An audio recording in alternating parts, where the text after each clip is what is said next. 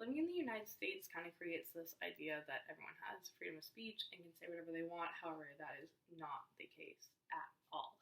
There are countries like North Korea and China who have extreme limitations on what they can say and what they can read and all of that. And there are places like Northern Ireland who have smaller limitations. However, it plays a much larger cultural significance into it. North Korea and China, their government is altering their news, and whether it be like genuinely altering it or only feeding them what they want to feed them, like those people are living in a bubble of what the real world is and what's going on outside the world. Regarding Northern Ireland, it has just forever created a ton of cultural issues. I remember growing up, my grandfather was born in Ireland and came here.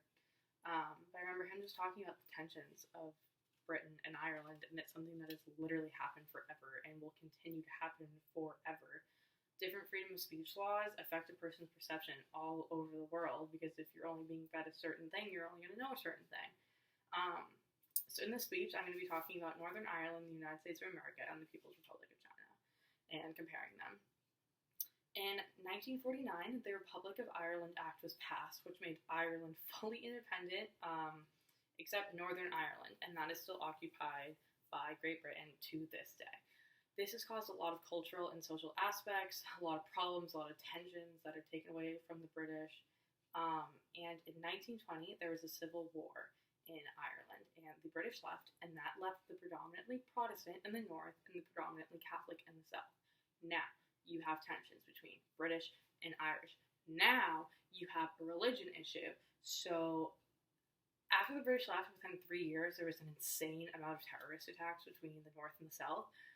UK Parliament came right back to 100% take over, and in 1985, UK and Ireland came together as a consulting role for Northern Ireland to be able to get everyone's opinion and make sure everyone's accounted for, and in November of 2006, the St. Andrews Agreement was passed.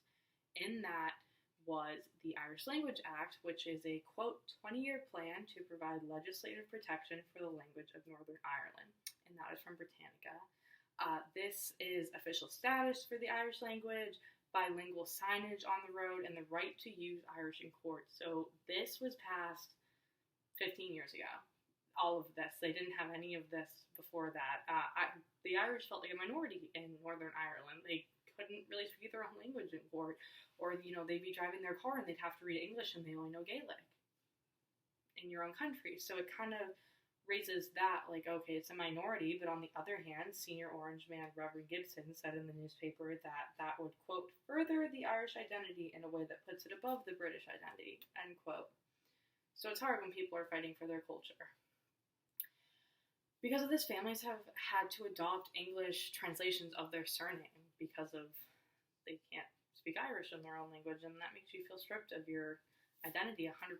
And I think the founding fathers 300-400 years ago thought of this and knew that this was going to be an issue, so we are genuinely blessed with freedom of speech.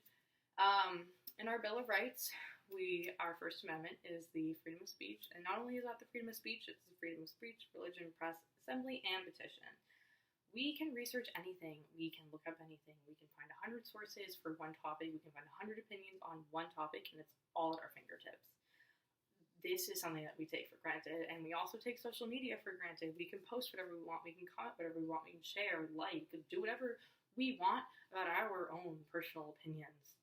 Like, forget researching anything else. Like, we are able to do and say whatever we want about ourselves, about our brains, what we think. Not a lot of people in other countries get to do that.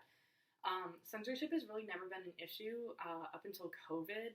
There's been a little bit of censorship that's been going on in the news. There's a lot of faulty reports, misinformation, a lot of, you'll look at one news station, they tell you get the vaccine, and you look at another, and they're telling you the vaccine's going to microchip you. Censorship for America right now is kind of like a foggy area, kind of like, okay, who do I believe? How do I come to a conclusion? And it's really politicized. And contrary to the United States putting no limitations on freedom of speech, the People's Republic of China deems freedom of expression a privilege, not a right. So, like I said, it's a privilege, not a right. Citizens really can't say anything that they want to, and the only way that they are able to say what they want to is in government-controlled forums. So the government made these forums that citizens are allowed to post in. However, there are words that are censored, and the government's going through it. If they don't like what you said, they'll delete it. If you said something bad, they'll kill you. Like there's no criticizing their government at all. Like it's like friendly advice, if that. It's hard. There's a lot of limitations, and also in any other country, if you go to look up a Chinese newspaper, you can't. You cannot see what the Chinese government is publishing to their citizens, which raises an eyebrow because it's like, why can't we see what you're publishing? Because is it wrong? Are they living in a bubble? And on the other hand, for that, there's only 4 news sources that can publish in China. That's BBC, Wall Street Journal, New York Times, and CNN. Those 4 are the only 4 that can post, but the catch, they can publish in China in any language except Chinese. So now this brings in a social class conversation. It brings in a wealth conversation, the education conversation. Well, if you're not educated enough to know a second language, you can't read what's going on in any side of the world. Well, why couldn't you get a good education? Oh, you didn't have enough money. It's all of these external factors that are now playing into it, which is very interesting. And the Congressional Executive Commission on China published an article where they said, quote, contrast to these publications with BBC's website, testing performed by commission staff indicate that the readers in China can access all of the different language versions of BBC's website except for the Chinese version, which is blocked. That's where I got my information from. That is literally from a Chinese government website, which is pretty crazy. No one can criticize the government except senior members of the Communist Party, and Li Roy, who is a senior member, wrote to the China Chronicle, quote, the key to reforming an aged political system that is obsolete and speeding up the development of democratic politics so the country can truly embark on a course of peace and stability characterized by democracy, science, and rule of law.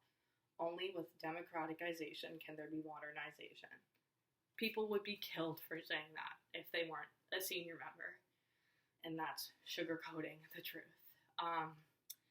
In conclusion, it's just 100% completely different wherever you go. We are so lucky and we should be so grateful to be able to say and do whatever we want because there are people who are living in a altered reality because their government is not giving them the facts or what they actually should know.